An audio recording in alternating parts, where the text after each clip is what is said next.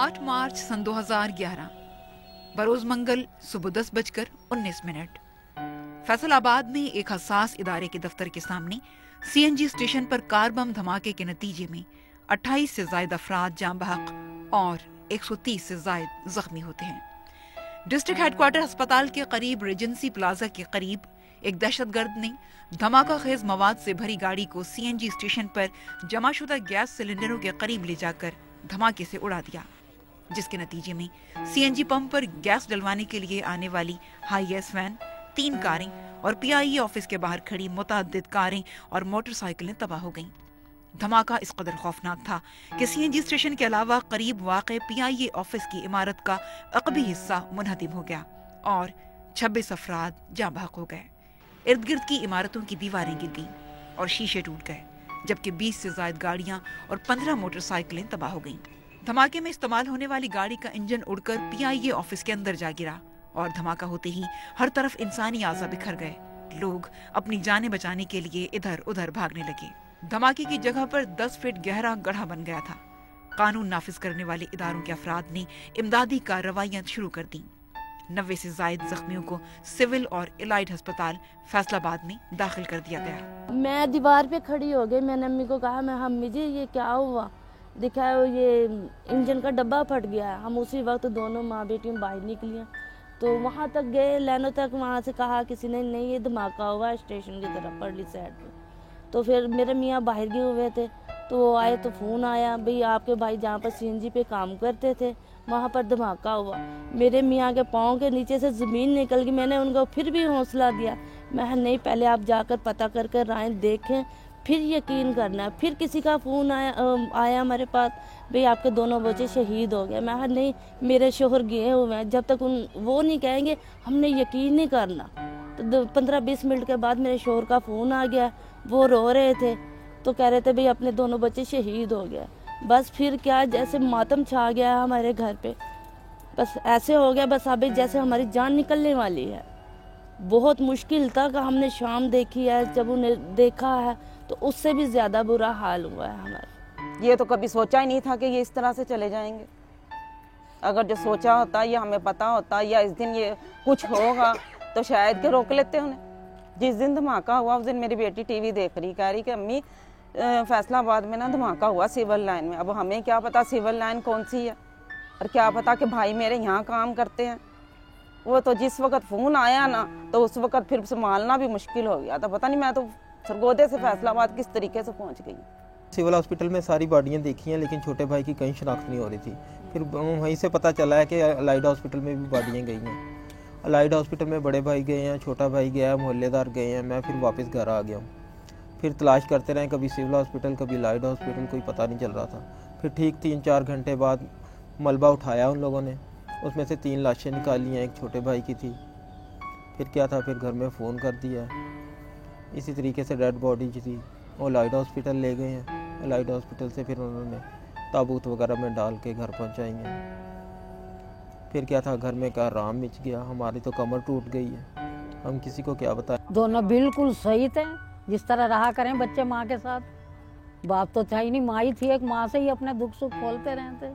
बिल्कुल सरूप था, माँ की बहुत ज्यादा इज्जत करें थे, कदर करें थे। मुझे तो उठ के काम करने भी नहीं देते कि अम्मी तुम ना उठो, तुम आप बीमार हो, तुम्हें चक्कर आते रहे, ब्लड प्रेशर आपका तेज है, हम आवे भी थे काम पे से, आप ही खाना उतार के खा लेते।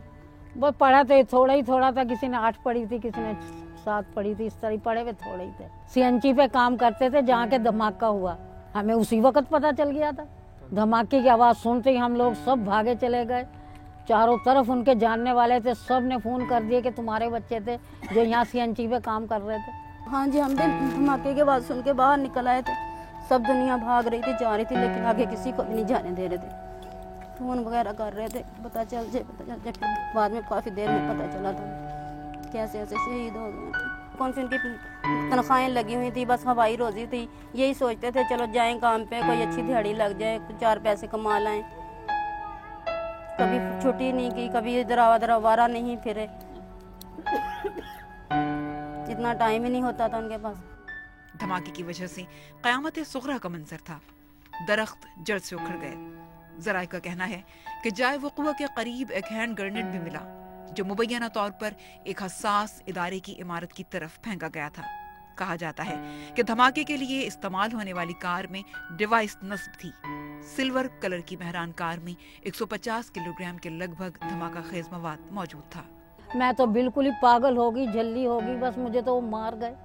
वो ही मेरे सहारे थे, वो ही चले गए इस दुनिया से। उस दिन ही जाते हुए उन्होंने मेरे से बात की, नहीं तो हर रोज़ मेरे साथ बात होती थी उनकी। मैंने छेड़ना नाश्ता करते हुए भाभी को पूछ लो, कभी चूंटी काट देनी मैंने उनके, भी मेरे साथ शरारत करो, क्यों मैं शरारतन हूँ।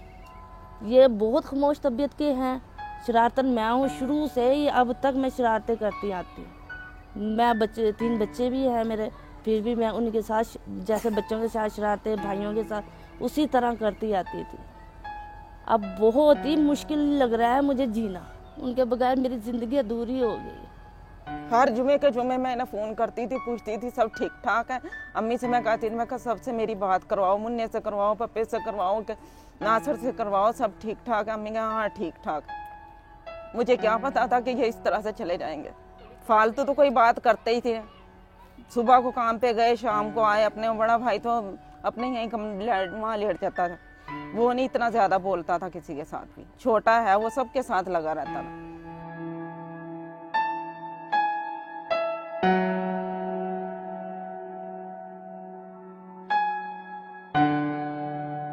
बॉम्ब ब्लास्ट किया जाना, बॉम्ब का ब्लास्ट होना, हमें मालूम ही नहीं कौन कर रहा है, क्या कर रहा है।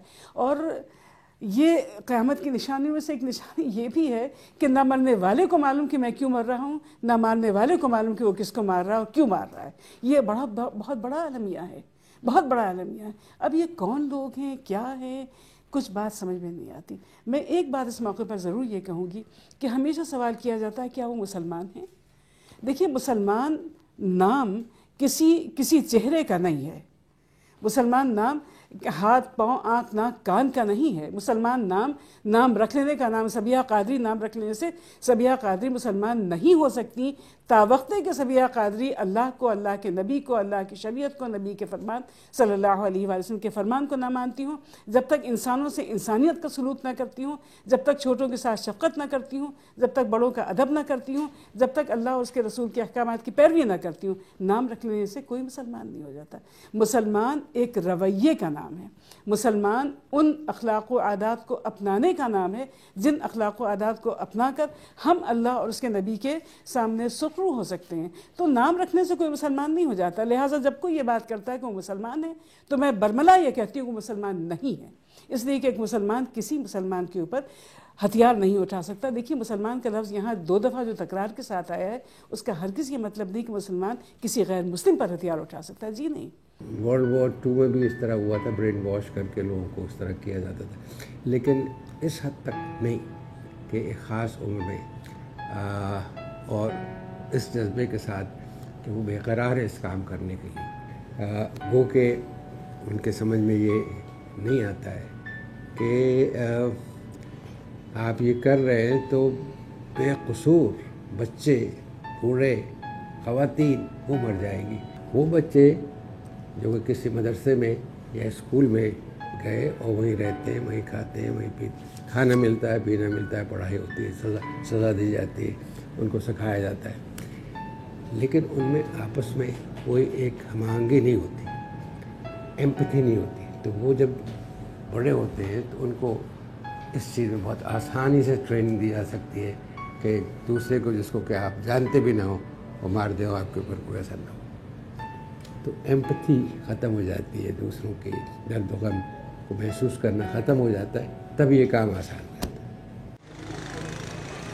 हुकूक इंसानी की तंजीम human rights commission of Pakistan की एक रिपोर्ट के मुताबिक इस वक्त मुल्क को जिस दहशतगर्दी का सामना है, इससे अवाम और मालियाती इदारे अहम तहफ़्फ़ुज़ का शिकार हैं।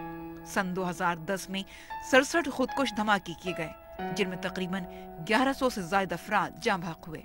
पंजाब में दहशतगर्दी के 20 वाक़यात में 315 अफराद दहशतगर्दी का शिकार हुए, जिसमें 62 सिक्योरिटी एहलकार भी शामिल थे।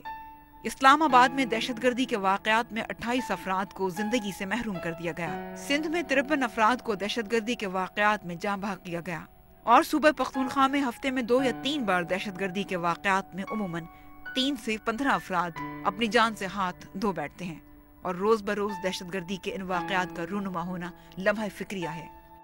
कोई बात नहीं की उन्होंने, बस सुबह नाश्ता किया और मेरी तरफ को, मैं वहीं पे बैठी हुई थी और मेरी तरफ को देखते हुए पहले छोटा निकला, बाद में उसके पीछे बड़ा भी चला गया।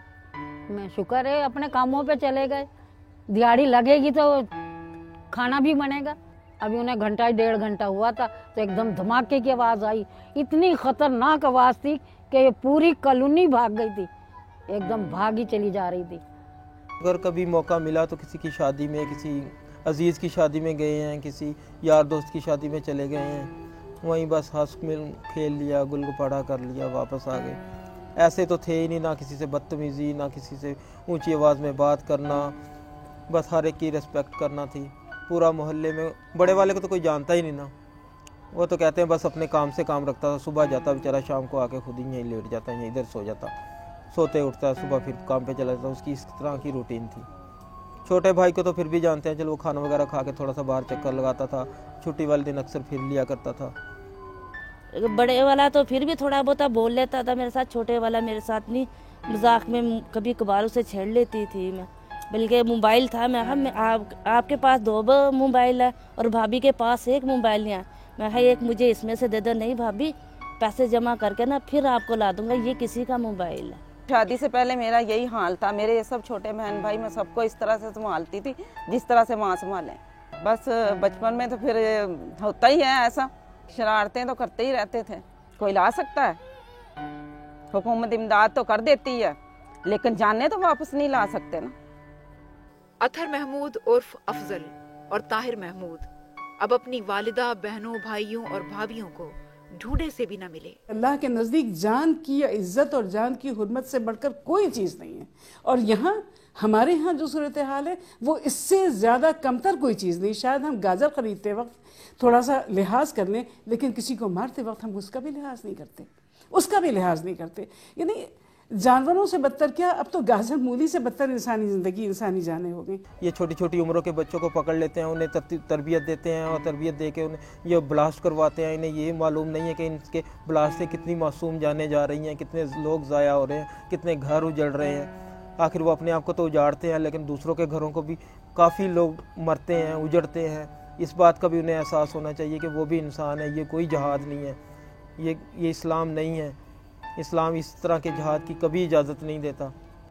इतना मेरे से प्यार करते थे, मेरे बच्चों के साथ इतना प्यार करते थे कि मैं कभी भी भुला नहीं सकती। अगले दिन सुबह को फिर वो काम पे चले गए थे,